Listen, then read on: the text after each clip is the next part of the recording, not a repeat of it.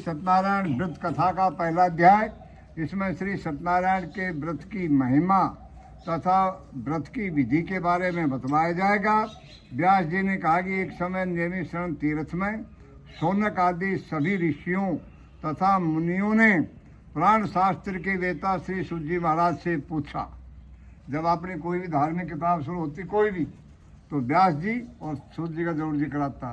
तो व्यास जी ने तो सब किताबें लिखी हैं अपने हाथ से, और सूत जी ने पढ़ाया है। तो यहाँ भी ऋषि मुनि इकट्ठे हुए, उन्होंने सूत जी महाराज से पूछा।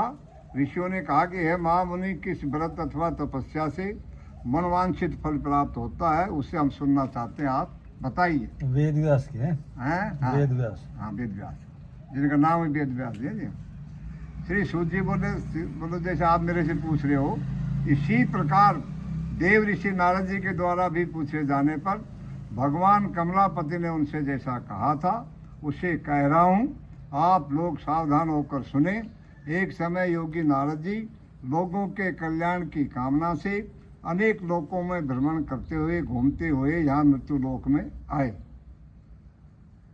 ये हैं जी, यहाँ उन्होंने अपने कर्म फल के अनुसार अनेक योनियों में उत्पन्न सभी प्राणियों को अनेक प्रकार के क्लेश दुख भोगते हुए देखा। किस उपाय से इनके दुखों का सुनिश्चित रूप से नाश हो सकता है, ऐसा मन में विचार करके वो विष्णु लोक को गए। अब ये कर्म फल बोलता, कर्म में आप बिल्कुल फ्री हो, कैसे भी करो, सुबह उठो से मत उठो, नहाओ से नहाओ थाने, कोई कुछ नहीं कहेगा भगवान।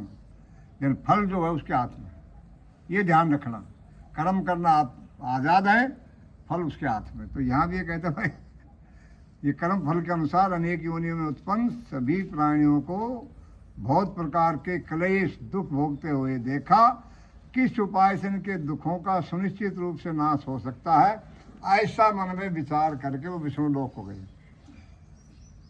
अरे विष्णु भगवान की प्रार्थना कर रहा है।